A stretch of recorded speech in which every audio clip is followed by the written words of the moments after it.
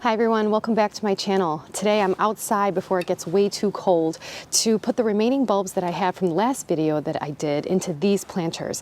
Now I'm gonna not only put the bulbs into these planters, but I'm also gonna overwinter these planters and a few others that I have so that these bulbs really survive. If you wanna know how I do it, keep watching. My name is Lena and this is Life on Green Acres. So I'm just using simple potting soil.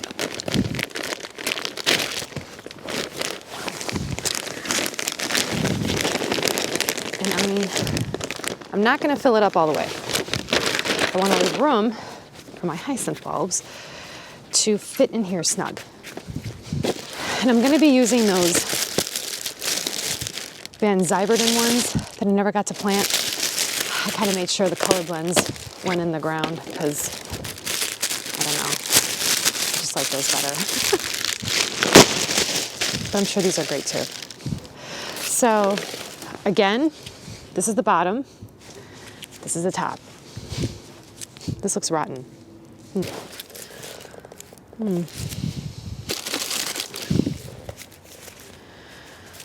Ah, this looks okay.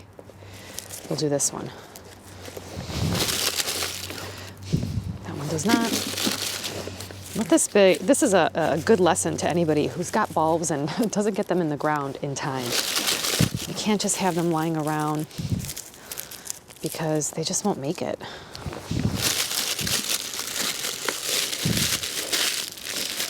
Last one, is it good? Is it good? Oh, it's not that great. Instead of planting these that aren't that great into the planter, I think I'll just take my chances and put them in the ground and see if they make it. If they do, then fine. If not, it's not really a loss. I would hate to just throw it out though.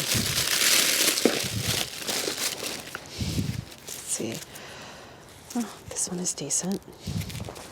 Not terrible. And I think I have room for one more in the middle.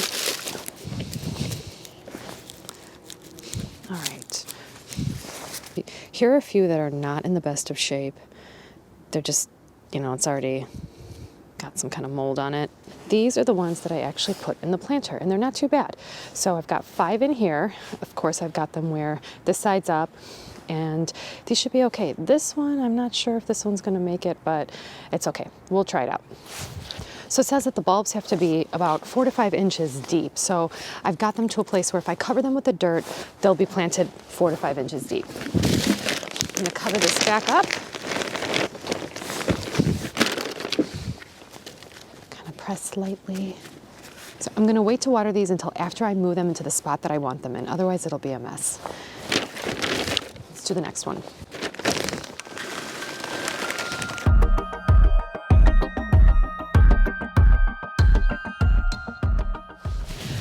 So overwintering your planters is pretty straightforward. You need scissors, some Gorilla Tape, lots of bubble wrap, and some burlap if you want to cover the bubble wrap. I'm going to cut a lot of this off. So I'm going to fold this on itself. So it's an even thicker layer of bubble wrap around the planter.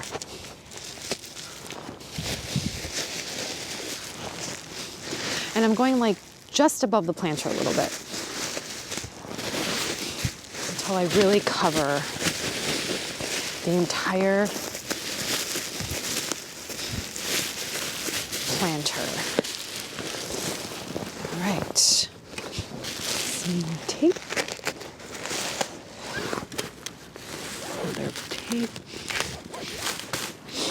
Now, these bulbs are they're further to the top of this planter than they are towards the bottom. So in order to ensure that they really have lots of, you know, warmth or like shielding from the cold, I'm also going to add mulch.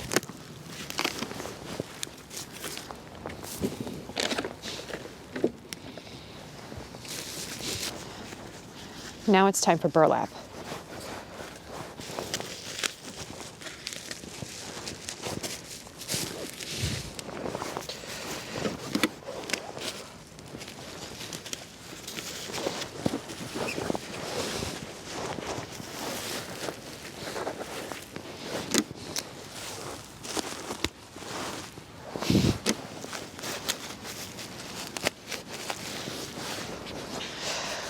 Lastly, twine.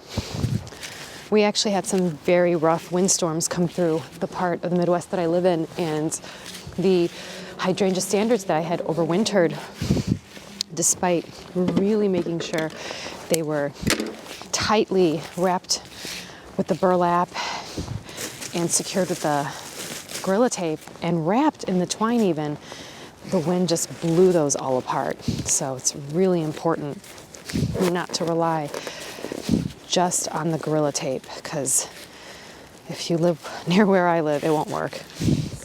Secure.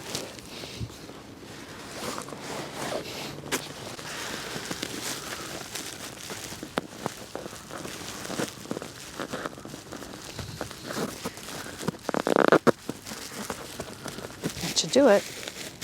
Now it's just rinse and repeat.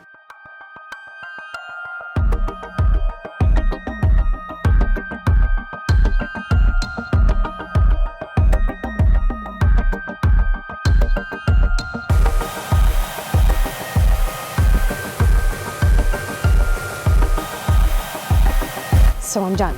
I got mulch on top of this one, just like I did with this. They're both completely overwintered. I'm just gonna move them to the area of the house that I want to put them in, and then I'll water them from there.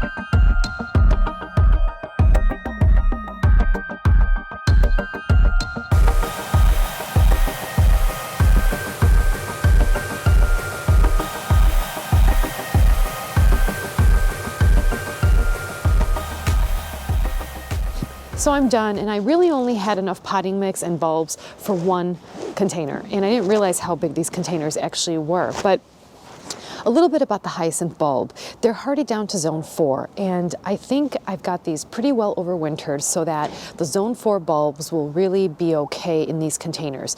This is the south end facing of my home, so it gets a lot of sun. It's the hottest, warmest part of the house in the winter. The only bad thing is it does get a lot of wind, but I'm hoping if it's right up against the house here and we have a fence that comes through and a couple things in the front here that you can't really see on camera, but a lot of the outdoor furniture has been stacked up and covered. I'm hoping a lot of that will break the wind. But the best place to place your containers, if you don't want to put them in the shed and you don't want to put them in a garage, after you overwinter them, is to put them on the southern end of your home so that they get enough heat from the sun throughout the winter. Otherwise, I'll check on these periodically. I'll keep them watered if I see that we do have a period of time that's pretty dry. And hopefully in the spring, we should get a really nice show. Thanks again for watching. I hope you found this video helpful. Once again, I'm Lena, and this is Life on Green Acres.